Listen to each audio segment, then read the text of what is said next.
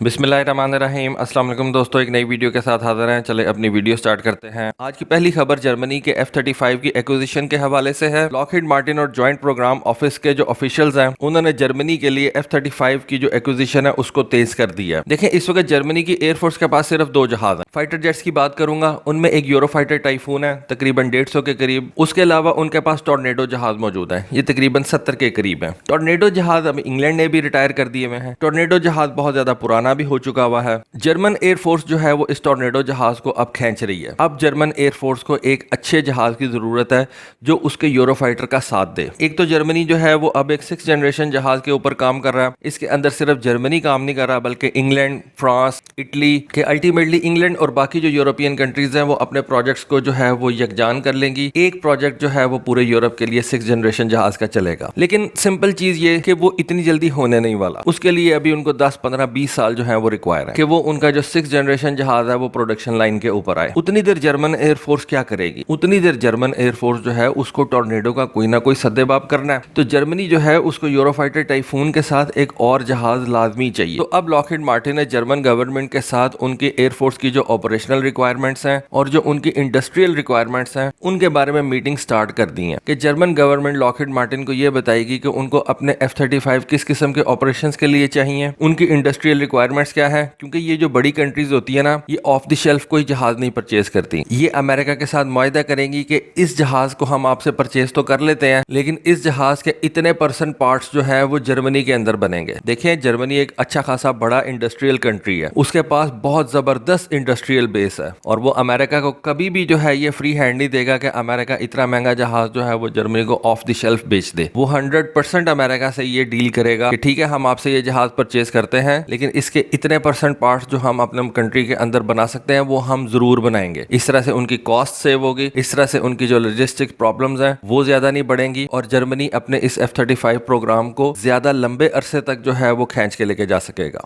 अगली खबर जो है वो ऑस्ट्रेलिया और अमेरिका के दरमियान एक मुआहदे के हवाले से है। अमेरिका ने ऑस्ट्रेलिया के साथ $94 मिलियन का एक मुआहदा किया है और इस मुआहदे के तहत अमेरिका ऑस्ट्रेलिया को अपने AGM-88E2 advance anti radiation guided missile sell करेगा। ये जो AGM-88 एंटी रेडिएशन मिसाइल्स हैं इनको आप जो है वो हार्म के नाम से जानते हैं, high speed anti radiation missiles. ये जो E2 वर्जन है ये इनका आप कह सकते हैं कि एक एडवांस वर्जन है। अब ऑस्ट्रेलिया ये एंटी रेडिएशन मिसाइल जो है वो किन जहाजों के लिए परचेज कर रहा है? देखें, इस वक्त आपको पता है कि ऑस्ट्रेलिया के पास EA-18G ग्राउलर जहाज मौजूद है। ये इलेक्ट्रॉनिक वॉरफेयर वाले जहाज हैं, ये वेपन्स भी कैरी कर सकते हैं जिनमें AMRAAM और ये एंटी रेडिएशन मिसाइल्स शामिल है। तो इन ग्राउलर्स के लिए ऑस्ट्रेलिया जो है वो ये एंटी रेडिएशन मिसाइल परचेज कर रहा है अमेरिका से। उसके अलावा ये जो E2 वर्जन है इसको खास तौर पर इस तरह से डिजाइन किया गया है कि F-35 भी इस एंटी रेडिएशन मिसाइल के E2 वर्जन को कैरी कर सके और फायर कर सके। तो इस वजह से ये एंटी रेडिएशन मिसाइल ऑस्ट्रेलिया के 2 जहाजों के ऊपर कैरी किया जा सकेगा, EA-18G ग्राउलर्स के ऊपर भी और F-35 जहाज के ऊपर भी। और इस मुआहदे के अंदर ऑस्ट्रेलिया न सिर्फ ये एंटी रेडिएशन मिसाइल परचेज कर रहा है बल्कि इसके अलावा EA-18G ग्राउलर के कुछ टेस्ट सपोर्ट्स, उनके स्पेयर पार्ट्स, उनके रिपेयर पार्ट्स और EA-18G ग्राउलर के कुछ क्लासिफाइड और अनक्लासिफाइड सॉफ्टवेयर जो है वो भी परचेज किए जाएंगे। देखें, EA-18G की टेक्नोलॉजी जो है वो अमेरिका ने आई बिलीव इस वक्त तक सिर्फ ऑस्ट्रेलिया को दी हुई है और इस जहाज को इलेक्ट्रॉनिक वॉरफेयर का किंग माना जाता है। अगली खबर जो है वो इजराइल के हवाले से है। इजराइल जो है वो इलेक्ट्रॉनिक वॉरफेयर जैमर के पॉर्ट्स जो है वो एक एशिया की एयरफोर्स को फराहम करने जा रहा है। देखें, इजराइल जो है उसके बारे में समझा जाता है कि वो दुनिया के बेस्ट इलेक्ट्रॉनिक वॉरफेयर इक्विपमेंट्स तैयार करता है। अब एक खबर आई है कि इजराइल ने एक $multi-million डील जो है वो डन की है एक एशियन एयरफोर्स के साथ और इस डील के अंदर ये इलेक्ट्रॉनिक वॉरफेयर जैमर पॉड्स जो है वो उस एयरफोर्स को दिए जाएंगे। ये जैमर पॉड्स जो है ये फाइटर एयरक्राफ्ट के ऊपर लगाए जा सकेंगे।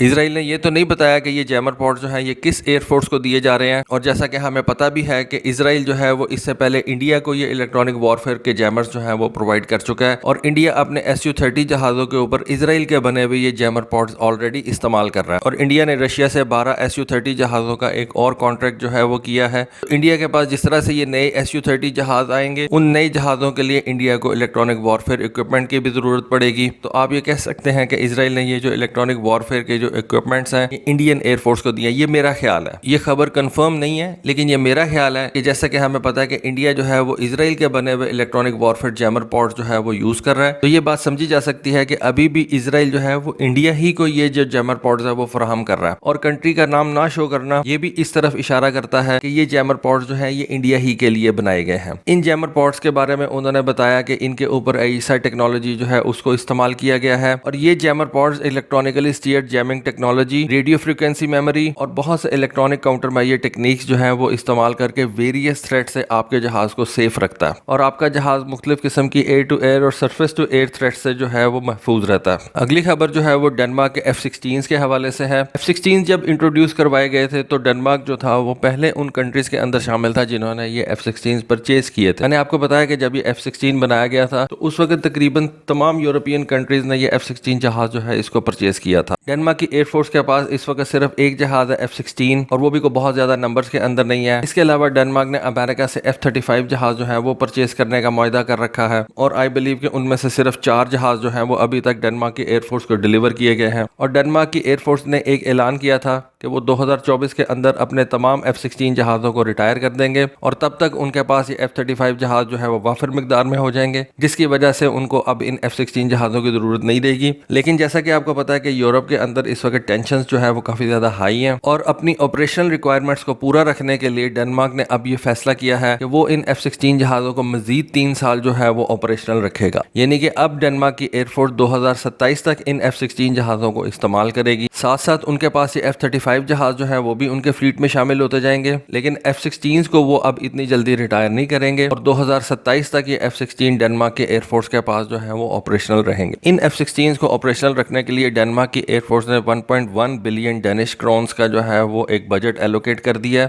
امریکن ڈالرز کے اندر یہ تقریباً 156 ملین ڈالرز بنتے ہیں۔ یہ ایکسٹرا کاسٹ ہوگی ان F-16 کو آپریشنل رکھنے کے لیے مزید 3 سال کے لیے۔ اس ٹائم کے دوران ڈنمارک کے پاس اس کے یہ F-35 جہاز جو ہے وہ بھی آ جائیں گے، اور پھر ہو سکتا ہے کہ ڈنمارک جو ہے وہ ان F-35 جہازوں کی تعداد جو ہے وہ اپنی ایئر فورس میں تھوڑی بڑھا دے۔ تو دوستو یہ تھی آج کی ویڈیو، یہ تھی آج کی انفارمیشن، ہوپ فلی آپ کو پسند آئی ہوگی۔ کامنٹ سیکشن میں اپنی رائے سے ضرور آگاہ کیجیے گا۔ آج کے لیے بس اتنا ہی، تھینک یو، اللہ حافظ۔